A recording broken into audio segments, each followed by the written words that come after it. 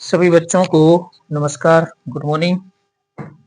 आज हम कक्षा 11वीं फिजिक्स अध्याय 9 तरलों के यांत्रिक गुण, इसके अंतर्गत पास्कल के नियम के अनुप्रयोग, पास्कल के नियम के अनुप्रयोग इसको पढ़ेंगे। ठीक है बच्चों, इसको पढ़ेंगे ना। आपको इसके वैसे तो पास्कल के नियम के बहुत सारे एप्लीकेशंस हैं। हमारे दैनिक जीवन में ऐसी बहुत सारी चीजें हैं जो पास्कल के नियम पर काम करती हैं। हम इसमें से कुछ का अध्ययन यहाँ पर करेंगे। इसमें दो हमारे लिए प्रमुख हैं। एक तो है वो हमारे पास द्रव चालित ब्रेक, जिनको हम हाइड्रोलिक ब्रेक कहते हैं, और दूसरा हमारे पास है द्रव चालित लिफ्ट या हाइड्रोलिक लिफ्ट। तो सबसे पहले हम पढ़ रहे हैं क्या के बारे में, द्रव चालित ब्रेक, या इसी को बोलते हैं पर हाइड्रोलिक ब्रेक, हाइड्रोलिक ब्रेक इसी को बोलते हैं। ठीक है ना। और दूसरी होती है द्रव चालित लिफ्ट, इसको ही नाम लिख देते हैं द्रव चालित लिफ्ट, इसी को बोलते हैं hydraulic lift, hydraulic hydraulic lift इसी को बोलते हैं। तो ये हमारे पास दो एप्लीकेशंस यहाँ पुस्तकों में पढ़ने में आते हैं। फिर तो और भी बहुत सारे ढेरों हैं। आप बिल्कुल चाहे जेसीबी मशीन हो, बुलडोजर वगैरह, या ट्रकों में वो ट्रॉला जो उठा लेते ऊपर, ये सब चीजें इसी पर काम करते हैं। तो पास्कल के नियम पर अनुप्रयोग होगा द्रव चालित ब्रेक या हाइड्रोलिक ब्रेक बोलते हैं। इनका प्रयोग बस, ठेला, ट्रक, मोटर, कार सब में यही ब्रेक काम करता है, जिसको हम प्रेशर ब्रेक भी कहने लगते हैं। और ये द्रव चालित लिफ्ट है, चाहे सर्विसिंग सेंटर पर जाओ, चाहे ट्रक ठेले में वो उठाने वाला ट्रॉली को उठाते हैं, वो सब यही है, हाइड्रोलिक लिफ्ट ही कहलाते हैं वो। ठीक है ना। तो हमारे लिए इन दो एप्लीकेशंस के बारे में पढ़ना है। तो पहले मैं एक समझा रहा हूँ ऊपर वाला। ठीक है ना, ऊपर वाला। तो इसमें होता क्या है, क्या क्या अपन को पूछा जाता है। तो इसमें आपको पूछा जाएगा तो इसकी रचना और कार्यविधि पूछी जाएगी। तो सबसे पहले मैं इसकी रचना बता दूंगा। रचना, ठीक है ना। आपको आया कि द्रव चालित ब्रेक या हाइड्रोलिक ब्रेक समझाई गई, तो फिर आपको क्या कितना बनाना है वो आप यहाँ पर समझ लीजिए। इसकी रचना में तो पहले आपको एक चित्र यहाँ पर बनाना है।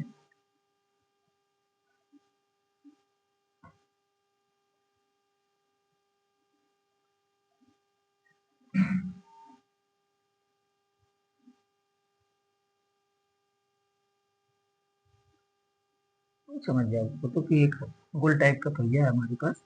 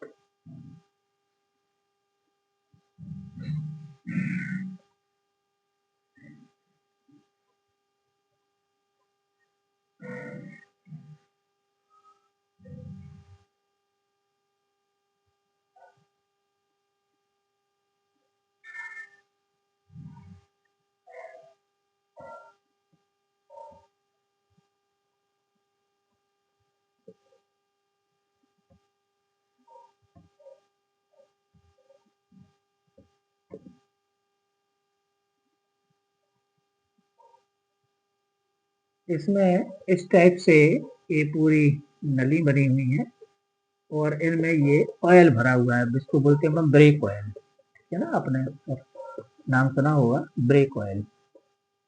तो इसके अंदर ब्रेक ऑयल बना हुआ है। ये हमारा पेडल हो गया, ये पिस्टन P1 हो गया, सिलेंडर S1 हो गया, नली N1 हो गई, ये नली N2 हो गई, ये पिस्टन P2 हो गया, सिलेंडर S2 हो गया, और ये पिस्टन P2 और P3 हो गए, और ये ब्रेक शू हो गए, इसको B1 नाम दे देते हैं, इसको B2 नाम दे देते हैं, ठीक है ना। और ये है वो रिम R, ये रिम है, ठीक है ना, आंतरिक रिम। इसको लिख देता हूँ, चाहो तो ऐसा लिख देते हैं, आंतरिक रिम है, आंतरिक रिम, पहिए की रिम, ठीक है। अब ये इसकी संरचना हो गई है ना। अब आप इसके बारे में लिख दोगे कि चित्र में द्रव चालित ब्रेक या हाइड्रोलिक ब्रेक की संरचना प्रदर्शित है। इसमें S1 और S2 ये सिलेंडर है, और दो जिनके साथ नलियां N1 और N2 जुड़ी हुई हैं, ठीक है। ये नलियां और ये जो सिलेंडर है ये ब्रेक ऑयल से भरे होते हैं। P1, P2, P3 ये पिस्टन है, ठीक है ना, जिनको अंदर बाहर खिसकाया जा सकता है या खिसकते हैं। P ब्रेक पेडल है, और R रिम है, और B1 और B2 ये ब्रेक शू है, ब्रेक शू जो रिम से सट जाएंगे ब्रेक लगाने के लिए, ठीक। तो ये हमारी इसकी संरचना हुई। अब आते हैं अपने पास कार्यविधि, ये काम कैसे करता है, कार्यविधि, ठीक है ना।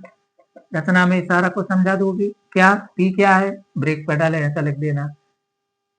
P1 और P2 और P3 क्या है, पिस्टन है।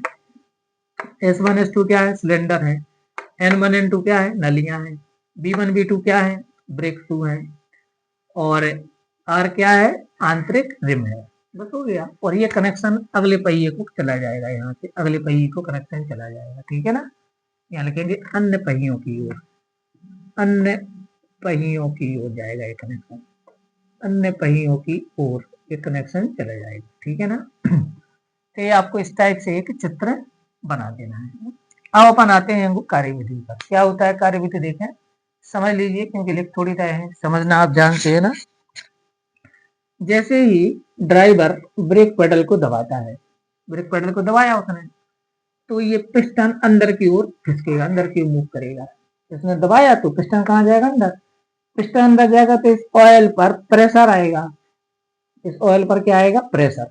जैसे ही हमने ब्रेक पेडल को दबाया और ऑयल पर प्रेशर आया, ध्यान देना ध्यान से, तो पास्कल का नियम क्या कहता है, पास्कल का नियम कहता है कि बंद द्रव के किसी बिंदु पर दाब में वृद्धि सभी दिशाओं में समान परिमाण में संचरित हो जाती है। तो जैसे हम यहाँ पर प्रेशर डालेंगे, यानी पैर से इसको दबाएंगे और ये अंदर खिसकेगा, तो इसमें प्रेशर आएगा, वो प्रेशर रिलीज होकर के यहाँ पहुंचेगा और अगले पैर में पहुंचेगा, एक साथ सब जगह पहुंच जाएगा।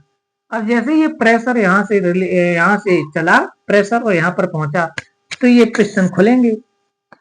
देखो आपने यहाँ पर दबाया, यहाँ पर पिस्टन को अंदर दबाया, तो यहाँ से प्रेशर या जो फोर्स है वो कहाँ की ओर लगा, अंदर की ओर लगा। अब ये प्रेशर रिलीज होकर यहाँ से बाहर की ओर लगेगा, बात समझ गया। तो ब्रेक पिस्टन बाहर खिसकेंगे P1 P2। मतलब कहने का, जैसे ही ब्रेक पेडल P को दबाते हैं तो पिस्टन P1 अंदर की ओर खिसकता है, जिस कारण से ब्रेक ऑयल से दाब संचरित होता है और यह दाब P1 P2 तक पहुंचता है। फलस्वरूप P1 P2 बाहर की ओर खुलते हैं, बाहर की ओर खुलेंगे। यहाँ से अपने दबाया तो यहाँ से प्रेशर बाहर की ओर रिलीज होगा। जैसे ही प्रेशर बाहर की ओर रिलीज होगा तो ये जो है ना ब्रेक शू, ये खुल जाएंगे। ये जो रॉड लगी हुई है, ये छड़ ये खुल जाती है, ऐसी यहाँ पर स्क्रू की व्यवस्था है, खुल जाएगी ऐसी। जैसे ये खुलेगी तो ये खुल करके रिम से सट जाएंगे, और रिम से सट जाएंगे तो दोनों में घर्षण होगा, और यही काम अगले अन्य टायरों के पास होगा, तो वो रुक जाएगी रिम। रिम रुकेगा तो गाड़ी रुक जाएगी, टायर रुक जाएंगे। अब जैसे हमने इसको उठाया तो इसमें लगी होती है स्प्रिंग, तो स्प्रिंग क्या होती है, अंदर की ओर सिकुड़ती है। जैसे हम ब्रेक पेडल पैर उठाएंगे तो अंदर की ओर खिसकेगा, क्योंकि यहाँ पर जो स्प्रिंग है वो इसको अंदर की ओर खींचेगी। तो ये पिस्टन P1 P2 अंदर की ओर आएंगे, ये अंदर की आएंगे तो यहाँ से फिर प्रेशर रिलीज होगा, यहाँ से यहाँ तक आएगा, और ये पिस्टन कहाँ फेंकेगा, बाहर की ओर, और ऊपर की ओर आ जाएगा। इस प्रकार से गाड़ी में ब्रेक लग, ठीक है ना। तो एक बार फिर से सुन लीजिए कैसे सिस्टम होता है। जब ब्रेक पेडल P को दबाया जाता है तो पिस्टन P1 अंदर की ओर जाता है। इस कंधे के जाने से ब्रेक ऑयल में प्रेशर संचरित होता है। इस प्रेशर के कारण P2 और P3 बाहर की ओर खिसकते हैं। इनके बाहर की ओर खिसकने से ब्रेक शू B1 और B2 खुल जाते हैं और ये रिम से सट जाते हैं। फलस्वरूप इनके घर्षण से रिम रुक जाती है और टायर रुक जाता है। यही स्थिति अन्य टायरों के साथ होती है। फिर जब हम ब्रेक पेडल से पैर हटाते हैं तो ये ब्रेक शू अंदर की ओर स्प्रिंग के कारण ये अंदर की ओर गति करते हैं, जिससे पिस्टन P1 और P2 अंदर की ओर आते हैं और यहाँ से उत्पन्न दाब संचरित होता हुआ पिस्टन P1 तक आता है और P1 को बाहर की ओर ढकेल देता है। इस प्रकार ये पेडल पुनः ऊपर आ जाता है और गाड़ी रुकी रहती है। तो ये हमारे पास है इसका पास्कल के नियम पर आधारित द्रव चालित ब्रेक या हाइड्रोलिक ब्रेक का सिस्टम है। तो बच्चों संरचना बनाना है ऐसी और इसकी कार्यविधि लिखनी है, ठीक है ना, सभी इसको समझ गए होंगे। अब अपन आते हैं वो किस पर, दूसरा अनुप्रयोग क्या था हमारा, दूसरा अनुप्रयोग था हमारे पास द्रव चालित, दूसरा हमारे पास था द्रव चालित लिफ्ट, लिफ्ट या इसी को क्या बोलते हैं हाइड्रोलिक लिफ्ट, हाइड्रोलिक लिफ्ट इसी को बोलते हैं। अब हम इसके बारे में जानेंगे, ठीक है ना, हाइड्रोलिक लिफ्ट के बारे में। तो क्या है हाइड्रोलिक लिफ्ट, आपकी परीक्षा में यही तो आई थी अभी। तो सबसे पहले हम इसका चित्र समझेंगे, है ना, यानी हम पहले इसकी बना रहे हैं आपको रचना, आपको रचना पूछी जाती है, कार्य सिद्धांत या कार्यविधि पूछी जाती है। तो इसमें क्या होता है, दो इस टाइप से नलियां होती हैं, एक होती है पतली, एक होती है पतली नली, इस टाइप से पतली नली हो जाएगी, और दूसरी होती है चौड़ी नली, इस टाइप की संरचना इसमें आती है। यहाँ पर एक पिस्टन लगा दो और यहाँ पर भी एक पिस्टन लगा दो,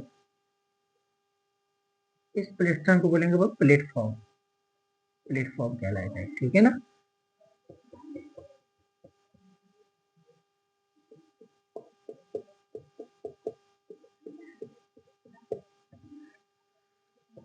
अब इसको भर दो पूरा किसी लिक्विड से,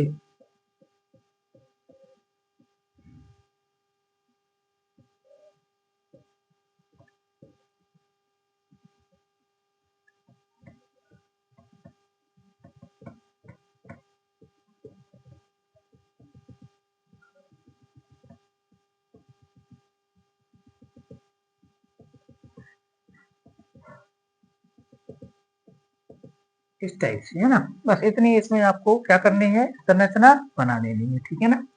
इसको नाम दे देते हैं पिस्टन P1, इसको नाम दे देते हैं पिस्टन P2, ठीक है। ये आगे इसको प्लेटफॉर्म, और यहाँ से हम इस पर फोर्स लगाएंगे, इसको दबाएंगे, और ये नलियां हो गई N1, N2, N3, और ये जो अंदर है वो अपना एक लिक्विड हो गया, एक तरल हो गया, ठीक है ना। अब इसका जो एरिया है, इसका जो एरिया है, ये मान लीजिए A1 है, ये तो हो गया, ठीक है। तब रचना में क्या लिखोगे आप, इसमें द्रव चालित लिफ्ट या हाइड्रोलिक लिफ्ट की सबसे पहले रचना को पहले चित्र बना दोगे, ये कितना सिंपल है। अब आप लिख देना कि चित्र में द्रव चालित लिफ्ट या हाइड्रोलिक लिफ्ट की संरचना प्रदर्शित है। इसमें N1 और N2 दो ऊर्ध्वाधर नलियां होती हैं। N1 के अनुप्रस्थ काट का क्षेत्रफल कम और N2 के अनुप्रस्थ काट का क्षेत्रफल अपेक्षाकृत बहुत अधिक होता है, ठीक है, अधिक होता है। और ये दोनों नलियां एक क्षैतिज नली N3 से जुड़ी होती हैं, ठीक है ना। और इनके अंदर कोई द्रव, जैसे कि उसमें ब्रेक ऑयल था, इस प्रकार का कोई ऑयल या कोई द्रव इसके अंदर भरा होता है, ठीक है ना।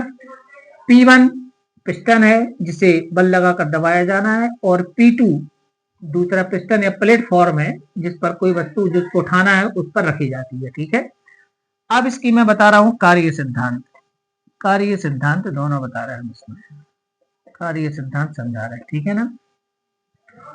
जब अपन पिस्टन P1 पर बल F बल लगाकर इसको दबाते हैं P1 पर, तो यहाँ पर एक प्रेशर क्रिएट, मान लीजिए यहाँ पर प्रेशर P उत्पन्न हो जाता है, तो P इक्वल टू होगा हमारे पास P इक्वल टू होगा हमारे पास F1 बटे A1। इसका एरिया मान लीजिए A1 है, तो वो हो जाएगा F1 बटे A1। तो इसका कार्य सिद्धांत हम लोग समझ रहे थे। इसमें क्या था कि अपन लिख दिया कि माना नली A1 के अनुप्रस्थ काट नली N1 के अनुप्रस्थ काट का क्षेत्रफल A1 और N2 के अनुप्रस्थ काट का क्षेत्रफल A2। यहाँ लिख देते हैं कि माना नली N1 व N2 की अनुप्रस्थ काट का क्षेत्रफल, अनुप्रस्थ काट के क्षेत्रफल क्रमशः A1 व A2 है। ठीक है ना। तो अपन जब नली N1 पर या नली जब हम पिस्टन P1 को दबाते हैं, तो जब पिस्टन P1 को बल F1 लगाकर दबाते हैं तब N1 में उत्पन्न दाब, कितना दाब उत्पन्न हो जाएगा? उत्पन्न दाब P बराबर दाब बराबर होता है बल बटे क्षेत्रफल F1 बटे A1, कितना आएगा। ठीक है ना। अब ये दाब क्या होगा? अब यहां नीचे लिखेंगे पास्कल के नियम से यह दाब नली N2 में संचित हो जाएगा। पास्कल के नियम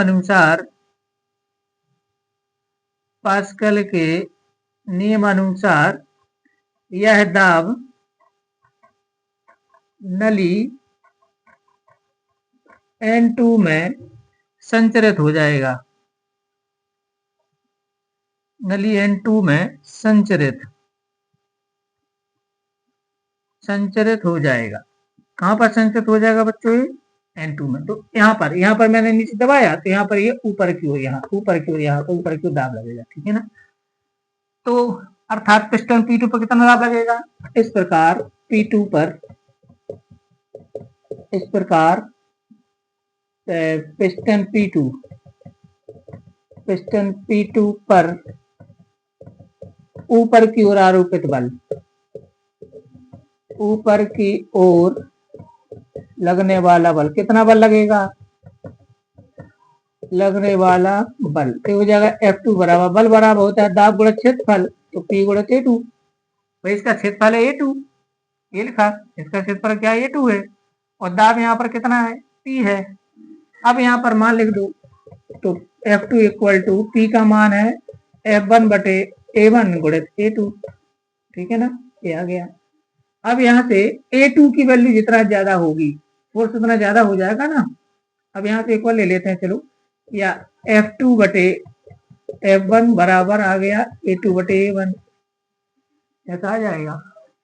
F2 बटे F1 बटे में आएगा A2 बटे A1। अब चूंकि A2 बड़ा है, चूंकि A2 is so greater than A1, अतः F2 ग्रेटर देन F1। ठीक है ना।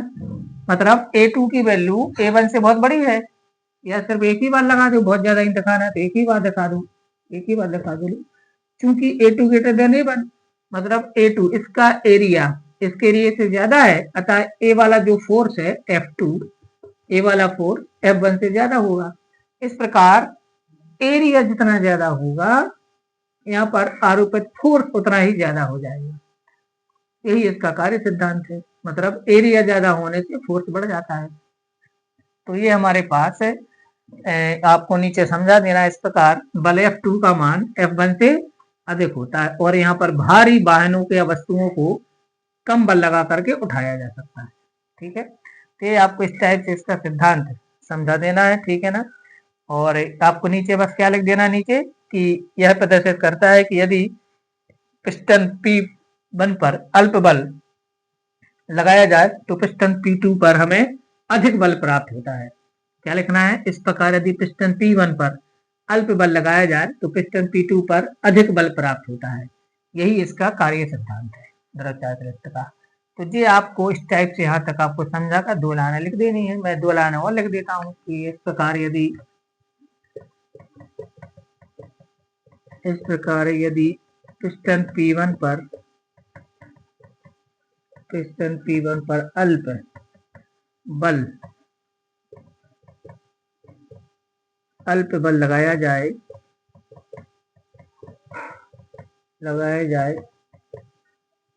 तो P2 पर अधिक बल प्राप्त होता है,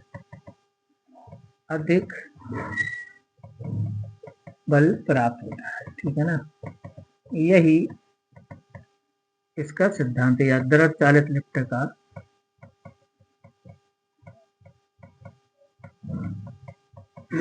सिद्धांत है। बस हो गया, ठीक है ना। ये लाइन आपको लिख देनी है। तो ये आपको परीक्षा में आई थी अभी, तो फिर से आ सकती है। तो इस प्रकार बच्चों हमने आज समझा पास्कल के नियम के दो अनुप्रयोग, क्या क्या, द्रव चालित ब्रेक और द्रव चालित लिफ्ट, दोनों को अच्छी तरह लिखकर तैयार कर लें।